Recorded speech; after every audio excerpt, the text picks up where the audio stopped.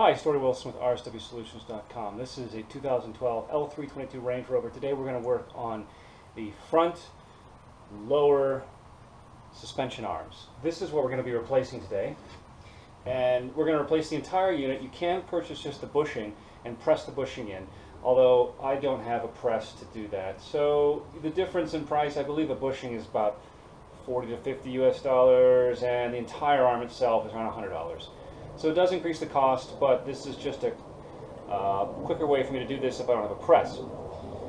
These are some of the things I'm going to use today: jack stands, breaker bars, torque wrenches, big sockets, hammers. I've got a couple of pullers here. This is a tapered joint here on a ball joint. We're going to pop it off. I also have a replacement ball joint. Not sure if we're going to need it or not, but it's good to have it. So let's go ahead and loosen these wheel nuts and jump right in. So the vehicle's on jack stands. There's two jack stands underneath the engine subframe. And this vehicle jack over here is not actually holding up the vehicle. Safety is important. It's a 6,000-pound truck. And if you value your arms and your legs and your life, use jack stands. For some reason, some people think that a bottle jack is okay, and it's just not. That's basic Vehicle Safety 101. Just ignore the fact that I'm wearing sandals.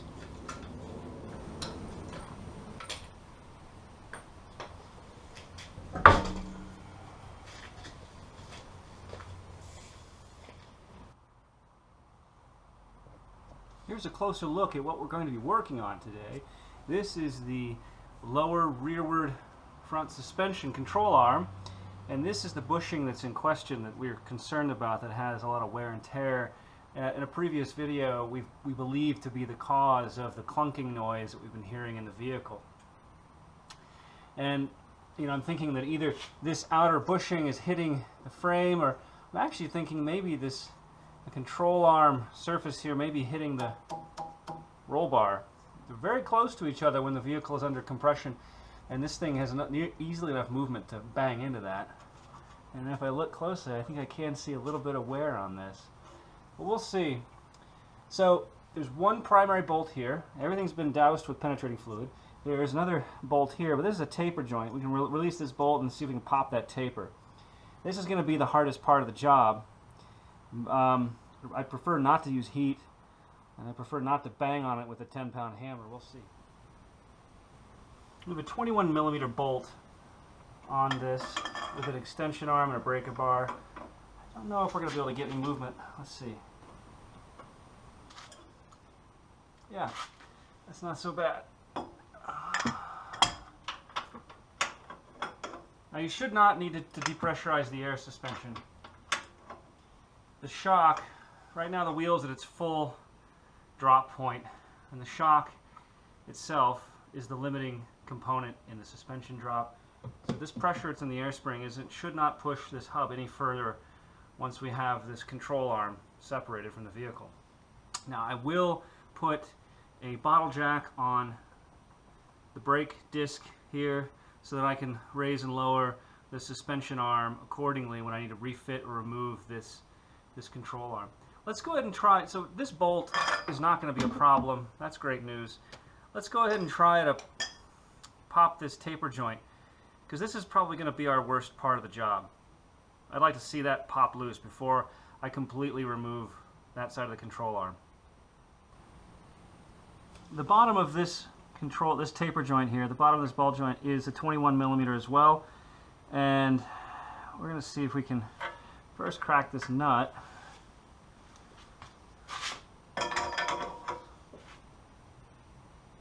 Well, that's good news. That was easy.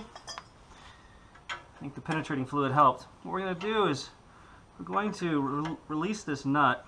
I'm not going to remove it all the way, because this is the best way to pop this taper joint. Leave this nut on there. Take it down to its bottommost point on the ball joint bolt. And then we'll see if we can fit our removal tool.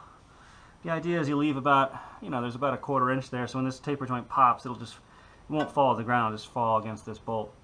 Let's go ahead and see if we can pop that taper. Now I've seen a couple different tools used for this job. The Land Rover manual has a tool that looks similar to this, where I believe it's not really going to fit in this job though. I've seen this used before. It's hinged, and I don't think we're going to try. I think we're going to try this today. Where in these arms go in the control,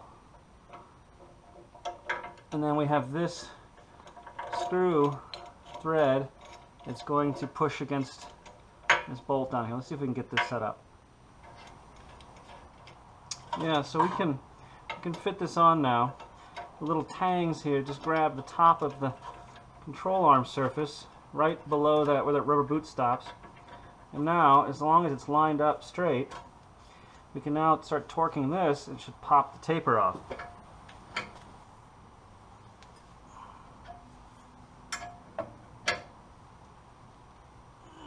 That's getting pretty tight. It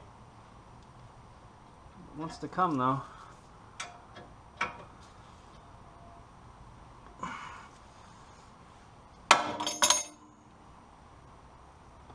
And there it goes. That's an example of how much pressure is on that taper joint. Well, after that taper joint went bang, the next part should be pretty simple. We've already loosened this, and we're ready to just take this bolt out. Now there is a bolt on the other side. It's not captive, so you're going to have to find a way. It's a 21mm open-ended box wrench, open-ended wrench, and a 21mm socket. Now, the Land Rover manual states that you should discard this bolt, and I'm not sure if I agree. I understand it's probably a stretch bolt. You tighten it to about 100 foot-pounds, and then you turn it another 90 degrees, so there's clearly a stretch going on there. I don't have a replacement. I'm going to reuse it. If something terrible happens to me, you never hear from me again, then I would replace your bolt and don't reuse it. Let's take a look at the suspension control arms. This is the new suspension control arm, and I want you to see how clean and crisp the rubber looks. And it's also, this one is attached at 1, 2, 3 points on the bushing. And let's compare that to the original OEM one, which you'll see the rubber has a very different presentation. It's cracked. It also appears to be twisted. Some of it kind of torsioned. A lot of the elasticity may be gone, and you know, I can move it slightly with just my thumb. I bet you there's no way I could do that. No, this thing is solid. I'm also interested.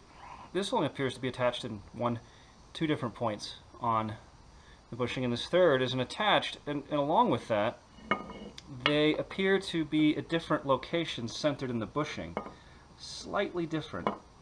The original seems to be more towards the left side of the frame here, more towards this side of the bushing, and this one appears to be more centered. I don't know, we'll see. Definitely some difference in, maybe it's just age that's caused the difference. But let's go ahead and refit this. Next we'll discuss the torquing procedure for this part. Alright, let's make sure to clean this bolt up with a nice stainless brush. Apply some anti-seize grease and reinstall this control arm. So let's take a look at this ball joint here. So the ball joint, you know, I'm tempted to replace it. I think we're going to go ahead and start. Look how easily this moves. Okay, I mean, you know, I don't really feel a lot of float or play in it, but man, that moves, I mean, really easily compared to a brand new ball joint. Actually has a very different feel to it. I can't even move the brand new ball joint. Here's a new ball joint. We try to move it. Oh, yeah, there we go. There's a lot more stiffness in a new ball joint. So I've got this part. Let's see how difficult it is to replace it. So it may take a little bit of fiddling to get this control arm back in place. I did have to turn the wheel a few times to get this lined up, to get things started. And so the torque procedure is a rather interesting one. Like I said, the bolt is supposed to be discarded and a new bolt is supposed to be put in. I'm imagining it's because there is stretch in that bolt. I'm going to reuse mine. You reuse yours on your own risk. So the procedure is, it says, while the vehicle is in its normal ride height. So you'll drop this vehicle down to normal ride height, torque the bolts. This one's 120. And then after you get 120 foot-pounds, then you go another 90 degrees. And then this one is 60 foot-pounds on the ball joint here. So what I'm going to do is I'm going to torque these close to spec, around 100 and maybe 50, 60, around, and then I'll lower the vehicle back down. And while the vehicle is on the wheels at normal ride height, then I'll go back and do the 120 foot-pounds and then 90 degrees of rotation and then 60 foot-pounds final. And that should be it. I didn't have time today to do the ball joints. I'm actually missing some tools. You'll need torque bits to undo these brackets on the ball joints. We'll do that on the next video. But hopefully this shows you a really quick overview on how to replace this control arm and this bushing. Hopefully that solves my suspension clunking noise. The next video we'll take it out and see if the clunking noise has disappeared. Thanks for watching.